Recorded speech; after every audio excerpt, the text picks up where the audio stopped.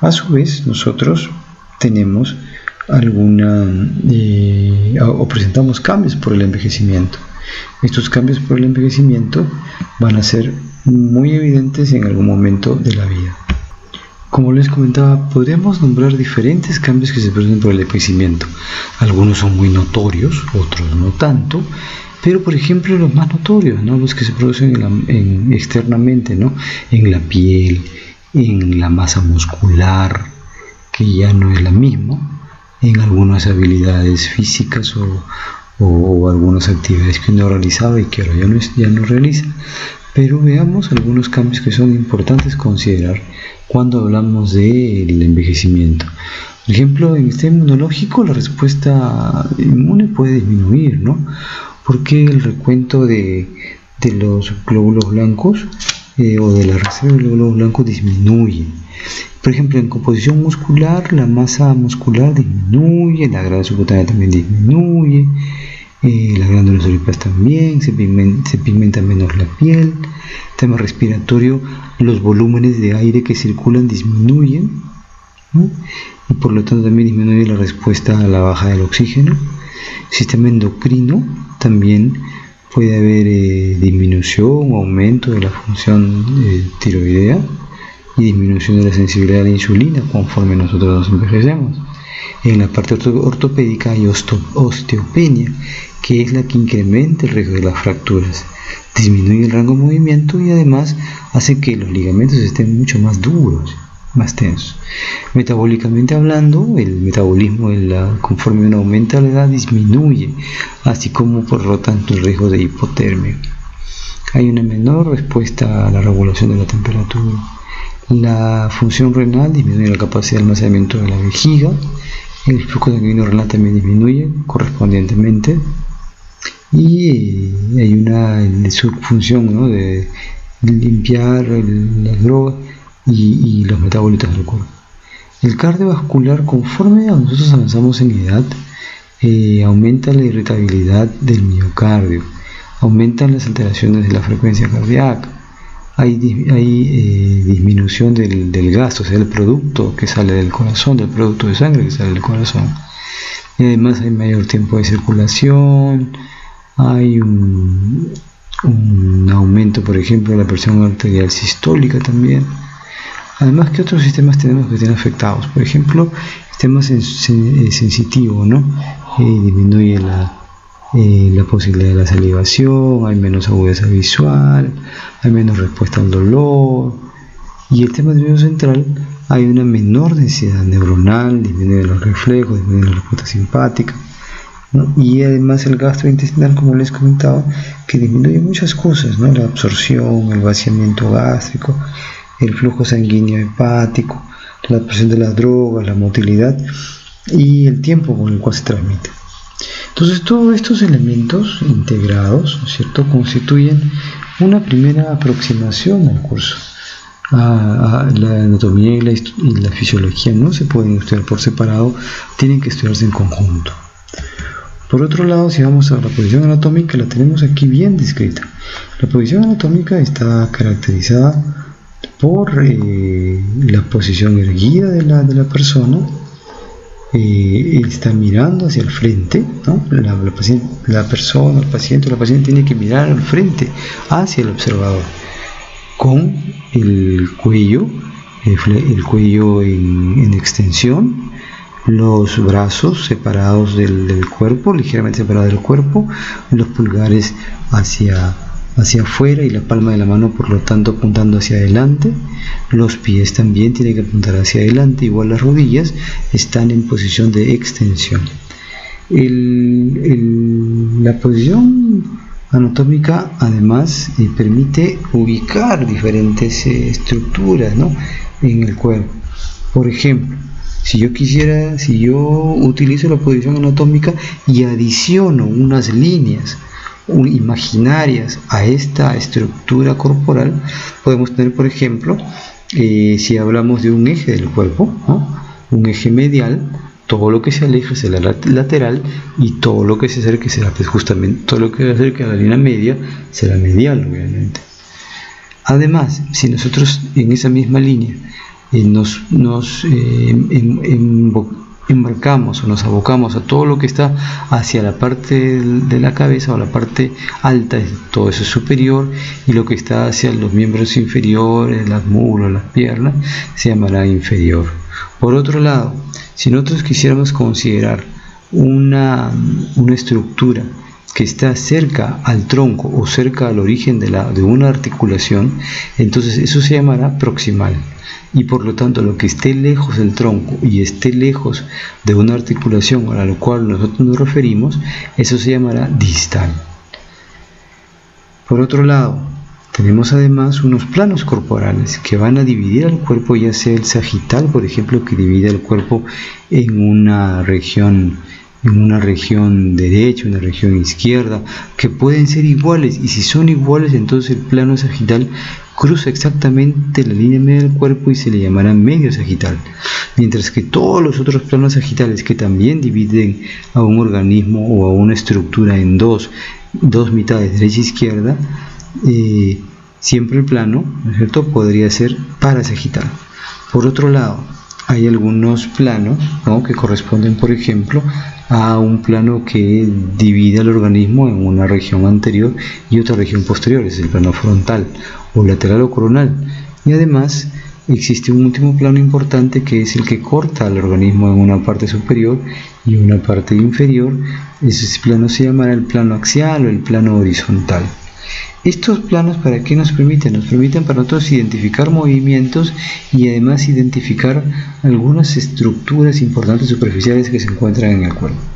Tanto es así, por ejemplo, si nosotros quisiéramos caracterizar los planos, ¿no?, que podemos hablar, por ejemplo, de algunos tipos de movimientos corporales a partir de lo que genera en el plano. Por ejemplo, la flexión y la extensión son movimientos que se producen en el plano sagital. Involucran movimientos anteroposteriores. Para las extremidades, que son lo más común, por ejemplo, la flexión disminuye el ángulo entre los huesos.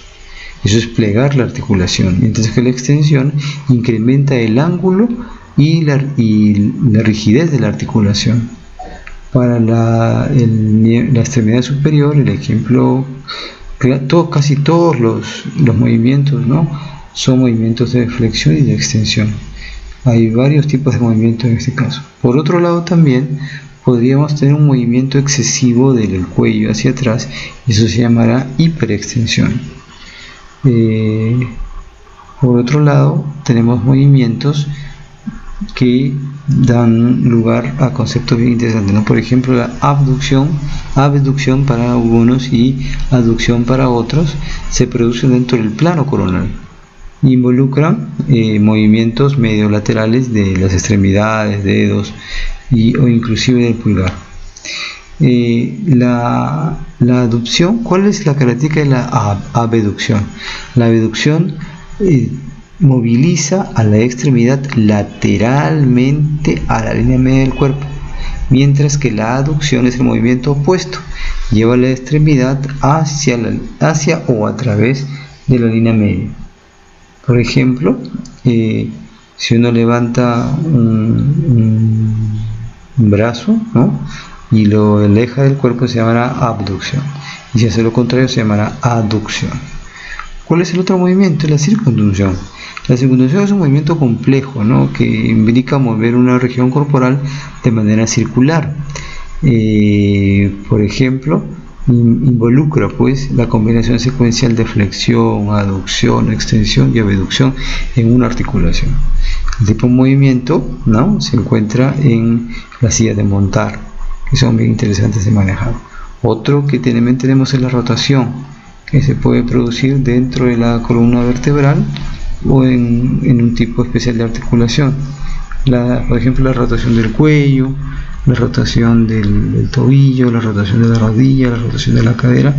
Todos esos son movimientos que nos pueden comprender mejor cómo es que se da la rotación. Luego existe la posibilidad también de tener un movimiento particular que es la supinación y pronación. Son movimientos por ejemplo, la supinación y la pronación son movimientos del antebrazo. Se está en posición supina del Se está en posición supina cuando la palma de la mano apunta hacia adelante o arriba y el pulgar está colocado siempre hacia el exterior.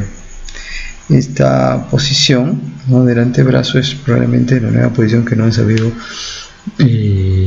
no se sabía en algún momento y se puede utilizar, por ejemplo, para evaluar los músculos supinadores. Y la posición de pronación se puede utilizar, que corresponde a colocar el pulgar hacia la línea media o rotar la mano de manera tal que el dorso de la mano sea lo que se vea en la posición anterior. Esto se llama la pronación, y obviamente también se puede estudiar a partir de los músculos pronadores. La extensión se podrá estudiar a partir de músculos extensores, lo mismo la flexión. Ahora, lo mismo los músculos rotadores, ¿no?, que son famosos. La dorsiflexión y flexión plantar son los movimientos de la articulación del tobillo, ¿no? Y puede ser que también se produzca además en estas estructuras, por ejemplo, la inversión y la eversión. Inversión y eversión son movimientos también complejos que involucran muchos planos. Y por ejemplo, el clásico, ¿no? La planta del pie se puede observar se puede observar hacia afuera cuando está en eversión, ¿no?, y se puede observar hacia adentro cuando está en inversión. Luego existen otros movimientos que no nos vamos a considerar por ahora. Terminaremos con una observación de las cavidades corporales, ¿cierto? Cavidad torácica, cavidad abdominopélvica, ambas separadas por el músculo diafragma, pero además tenemos cavidades craneales, cavidad espinal, cavidad abdominopélvica, cavidad únicamente pélvica. Y aquí tenemos, por ejemplo, algunos justamente de estas cavidades, y vemos de que, por ejemplo, la cavidad craneal está formada por los huesos del cráneo y contenía pues el cerebro, ¿no?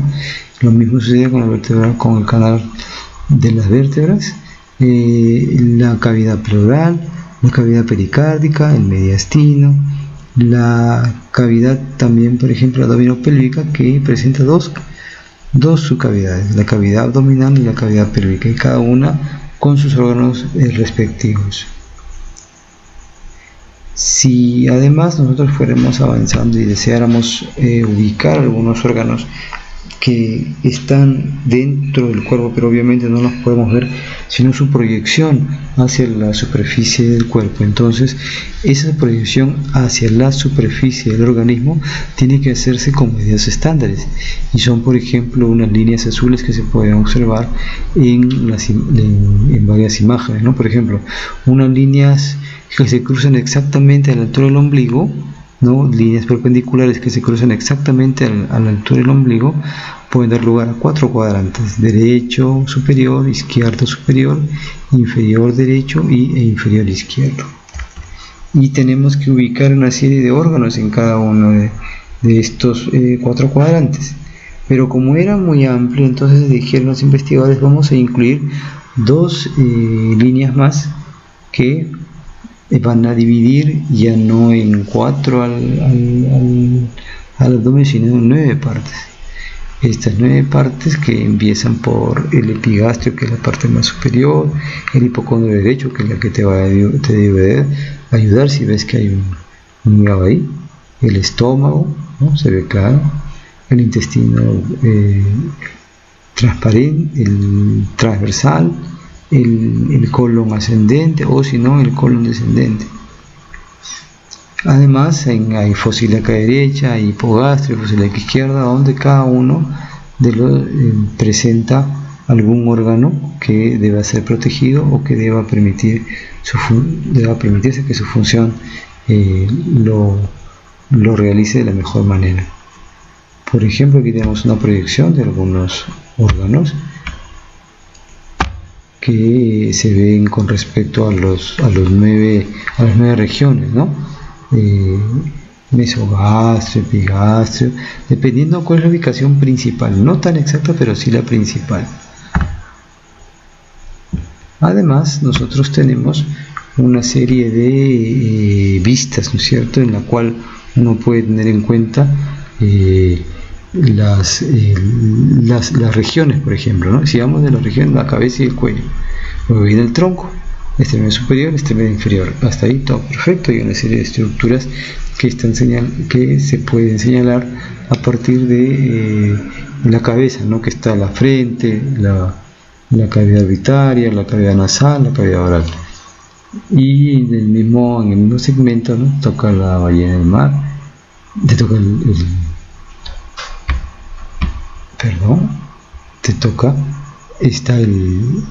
la cavidad óptica, que estoy hablando, la cavidad bucal, la cavidad del mentón, el cuello, la región de la clavícula, la región axilar, la zona braquial, la zona antecubital, que es justamente la parte anterior del codo, ¿no?